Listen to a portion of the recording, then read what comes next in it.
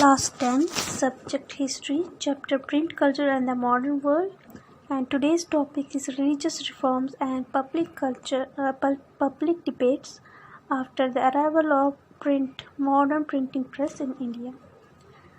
Students 21 Bengal बजट्स के बाद, जिसके बारे में आपने कल के वीडियो में पढ़ा था, प्रीवियस वीडियो में पढ़ा था कि उसके बाद कलकत्ता के ही रहने वाले गंगाधर भट्टाचार्य ने first Indian produce newspaper Bengal Gazette print करना शुरू कर दिया फ्रॉम 1880। प्रिंटिंग प्रेस का असर अब इंडियन सोसाइटी पर दिखने लगा था, खासकर कलकत्ता बंगाल रीजन जो अर्ली 1800 में हब माना जाता था ईस्ट इंडिया कंपनी का। इसी दौरान रिलीजन, रिचुअल्स, रिलीजियस प्रैक्टिसेस पर सवाल उठने, डिबेट्स, डिस्कशंस स्टार्ट होना शुरू हो गया with the writing and printing of books about these issues by some Indian social reformers. कुछ लोग इन सोशल रिफॉर्मर्स को भी क्रिटिसाइज करने के लिए बुक्स लिखने लगे। न्यू आइडियाज़ इमर्ज होने लगे और सर्कुलेट होने लगे through these clashes of opinion. सबसे ज़्यादा सवाल उठने लगे उस टाइम की हिंदू सोसाइटी के कुछ rituals and practices that were against women, like Sati system, जिसमें एक जिंदा औरत को उसके हस्बैंड के मरने पर हस्बैंड के साथ जिंदा जलाया जाता था। इस सिस्टम को देखकर अंग्रेज़ भी काफ़ी डर गए थे। दूसरा था हिंदू विडो रीमैरिज, कि अगर कोई औरत बेवा हो जाती थी हिंदू में उस टाइम, या तो सती होना पड़ता था या उसको पूरी उम्र बिना शादी के रहना पड़ता था। उस टाइम की जो औरतें थी जो बेवा होती थी वो काफ़ी कम उम्र की होती थी। इसकी वजह से उनको पूरी लाइफ अकेले रहना पड़ता था और वो फाइनेंशियली और बाकी चीज़ों से काफ़ी उनके साथ डिस्क्रिमिनेशन किया जाता था। को रीमैरिज का कोई भी उनको राइट नहीं था। चाइल्ड मैरिज भी उस टाइम बहुत ज़्यादा था। तो वुमेन्स के लिए हिंदुज़म में जो कास्ट सिस्टम था उस पर भी उस टाइम काफ़ी बहस स्टार्ट हो गई थी। तो ये था कि उस टाइम इन चीज़ों पर सवाल उठने लगे थे हिंदू सोसाइटी में। कुछ लोग इसको चेंज करना चाहते थे, तो कुछ इसके अगेंस्ट थे, वो इसको चेंज नहीं करना चाहते थे। उनको लगता था इससे हिंदू रिलीजन वो एक तरह की दखलंदाजी समझते थे और नाफरमानी समझने लगे थे।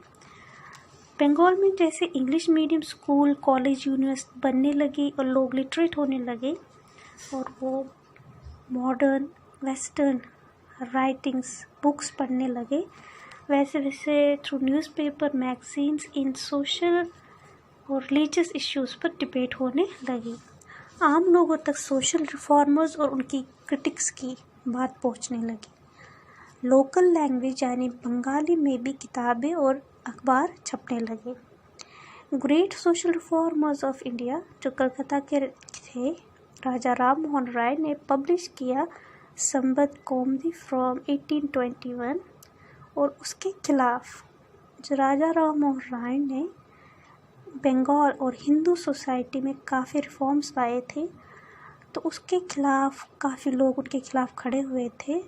हिंदू और ऑर्थोडॉक्सी के लोगों ने इस पब्लिकेशन, उनके काम के खिलाफ खोला एक अखबार, Samachar Chandrika, to oppose Raja Ram Mohan's opinion about Hindu religion and its rituals and practices.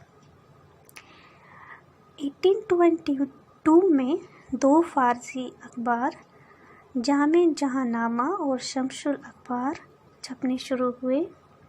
इसी साल गुजराती अखबार बॉम्बे समाचार भी आया। नॉर्थ इंडिया में मुस्लिम उलेमा काफ़ी परेशान हो गए थे।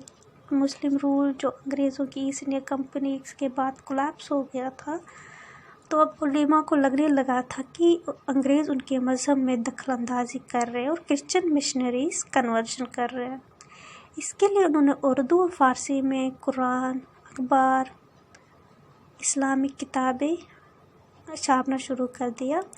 जो देवबंद दारुल उलूम था सेमिनरी, उन्होंने 1867 में बनी थी, 1867 में बनी थी, वहाँ से हज़ारों फतवा पब्लिश किए गए जिसमें मुस्लिम्स को बताया गया एक मुसलमान को इस्लामी तौर तरीके से कैसे रहना चाहिए और जीना चाहिए।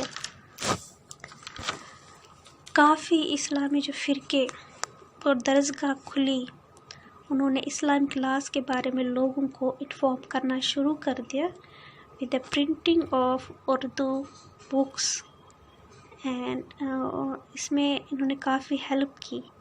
और उन्होंने जो जिस लैंग्वेज का इस्तेमाल किया वो फ़ारसी के बाद था उर्दू। फ़ारसी तो सिर्फ नोबल लोगों को आती थी, और उसके बाद उन्होंने उर्दू में छापना शुरू कर दी ये सारे रिलीजियस बुक्स, ताकि आम लोगों को भी समझ आ सके। हिंदू में मज़हबी किताबों का प्रिंट होना शुरू हुआ, वो भी लोकल लैंग्वेजेस में।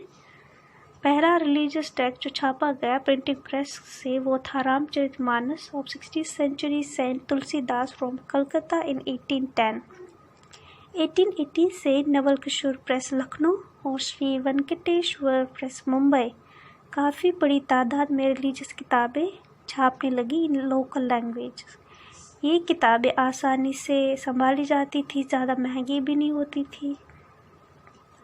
जो भी प्रिंट हुए हिंदू और इस्लामी रिलीजन में, उनकी तादाद अब काफ़ी बढ़ने लगी थी बुक्स की, और ये लोगों तक पहुंचने लगी थी। और साथ साथ में इनके लिए इन चीज़ों पर दोनों मज़हबों में डिबेट्स भी होना शुरू हो गए, डिस्कशंस भी शुरू हो गया एंड रिफॉर्म्स भी हुए दोनों मज़हबों में।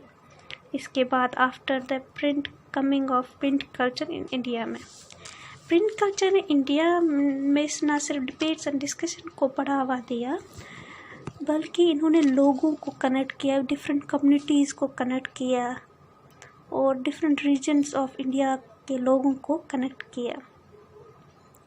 और अखबार में जो भी मैसेजेस आए, उन्होंने एक कॉर्नर ऑफ इंडिया को दूसरे कॉर्नर के लोगों से मिलाया, और आगे जाकर ये जो अखबार थे ये एक लिंक बन गया between different regions of India, जो फिर उन्होंने आवाज़ उठाई अगेंस्ट ब्रिटिशर्स। तो ये एक नेशनल मूवमेंट में इसने काफ़ी प्रिंट कल्चर ने काफ़ी आगे जाके हेल्प किया।